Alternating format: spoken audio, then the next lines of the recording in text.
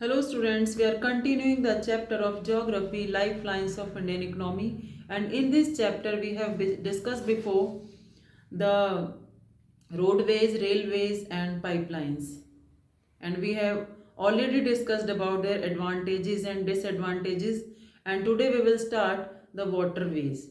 So we all know these are the means of transport which build up the economy, Indian economy, and we can say that Indian economy is totally based on the means of transportation. So let's start. Waterways, अभी तक हमने पढ़ा था कि roadways किस तरह से हमारी इकोनॉमी को या ट्रांसपोर्टेशन किस तरह से हमारे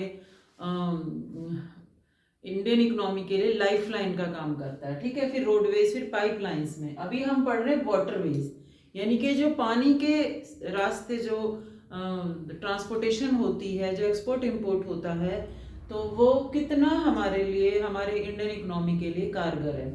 तो फर्स्ट ऑफ ऑल हम पढ़ेंगे वाटरवेज का role played by it is spreading Indian commerce and culture. जो वाटरवेज हैं, जो पानी के रास्ते हैं, वो क्या रोल प्ले करते हैं? स्प्रेडिंग इंडियन कॉमर्स, यानी कि जो भारतीय व्यापार है उसको बढ़ाते हैं। और कल्चर, कल्चर को कैसे बढ़ाते हैं? एक व्यक्ति, हमने पहले पढ़ा भी था the making of global world में, कि पहले जो प्रीस्ट होते थे या संत होते थे, तो वो नाव से या जहाज़ों से एक देश से दूसरी जगह जाते थे, वहाँ भाषण देते थे या प्रवचन देते थे, अपना कल्चर स्प्रेड करते थे, एक्सचेंज करते थे।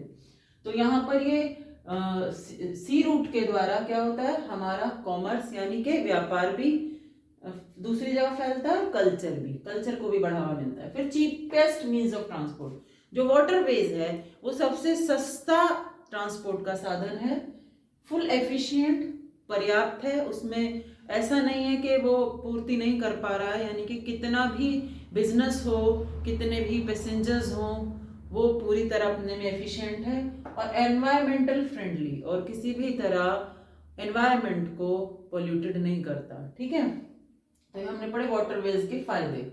उसके बाद हम पढ़ेंगे नेशनल वाटरवेज। अब कुछ ऐसे नेशनल वाटरवेज बनाए गए हैं, रास्ते बनाए गए हैं जो नदियों पर हैं, जो एक नदियों पर बनाए गए हैं और एक जगह से दूसरी जगह को जोड़ते हैं। कुछ इस तरह के स्ट्रेच बनाए गए हैं, तो हम देखेंगे कौन कौन से हैं। नंबर 1 है NW यानी national waterways number 1 Allahabad to Haldia. जो इलाहाबाद से हल्दिया तक का लिए बनाया गया है, बना हुआ है, 1620 किलोमीटर लंबा है और रिवर गंगा पे है ये स्ट्रेच। ठीक है, यानी कि एक जगह से दूसरी जगह ट्रेड के लिए, ये ट्रांसपोर्टेशन के लिए बनाया गया। इलाहाबाद से हल्दिया 1620 किलोमीटर लंबा रिवर गंगा नदी पर।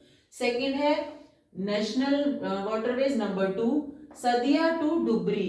डुबरी यानी सदिया आपका अरुणाचल में है, डुबरी असम में, अरुणाचल से असम 891 यानी कि 891 किलोमीटर लंबा है और ब्रह्मपुत्र रिवर पर बनाया गया है।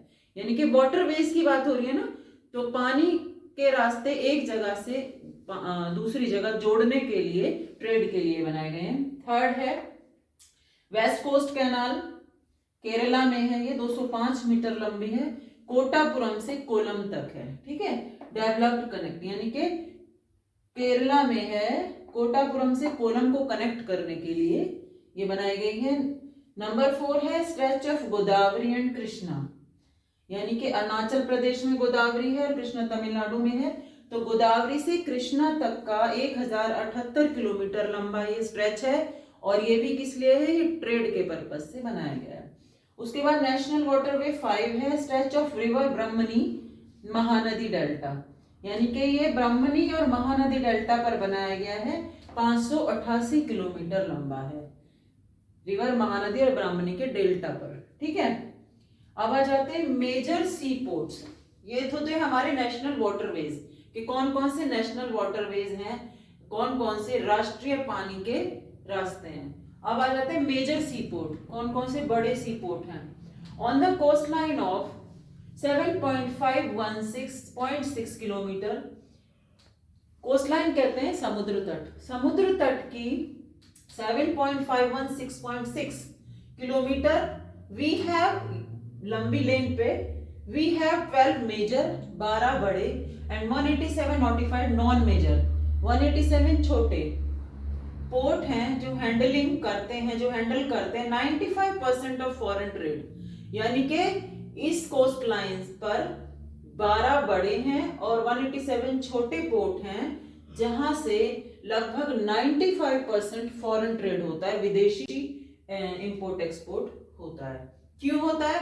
क्योंकि ये बहुत ही चीपेस्ट मीन्स ऑफ ट्रांसपोर्ट है, तो यहाँ से फॉरेन को आने में या इंपोर्ट होने में, एक्सपोर्ट होने में ज्यादा इजी रहता है, वो सस्ता पड़ता है। ठीक है, उसके बाद है Kandla port. It was developed in wake of loss of Karachi port. Kandla port की जगह पहले कराची पोर्ट था जब तक देश डिवाइड नहीं हुआ था, लेकिन डिवाइडेशन के बाद जो कराची पोर्ट था वो पाकिस्तान में चला गया और हमें फिर से खुद का पोर्ट वहां पर डेवलप करना पड़ा, जिसको कांडला पोर्ट नाम दिया गया। ठीक है, ये पंजाब हरियाणा को का ट्रेड संभालता है।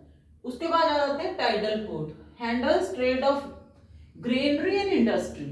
टाइडल पोर्ट वो होते हैं जो समुद्र की जो वेव्स आती हैं उसका पानी इकट्ठा करके आ जाता है और उसमें शिप या जहाज जाते हैं, यानी कि वो बहुत हायर लेवल पे होता है। तो handles trade off granary and industry, ये जो इंडस्ट्रीज का ट्रेड और अनाजों का आना जाना, इस ट्रेड को हैंडल करता है।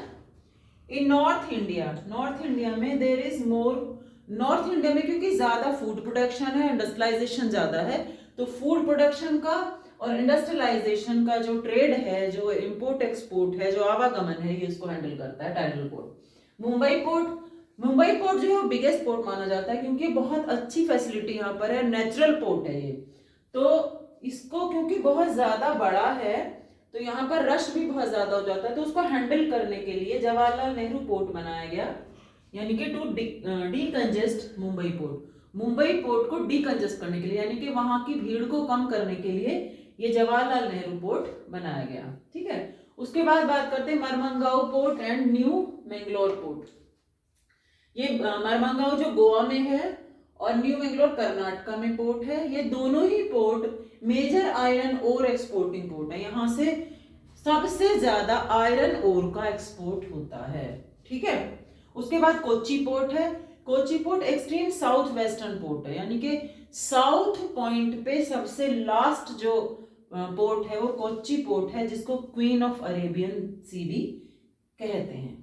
सो स्टूडेंट्स, ये हमने बात की वाटरवेज की, जो कि हमने बताया था कि स्प्रेड करता है commerce and culture, cheapest means of transport है, एनवायरमेंटल फ्रेंडली है। फिर हमने नेशनल वाटरवेज देखे और फिर major sea ports. So rest part we will cover in the next video. Thank you.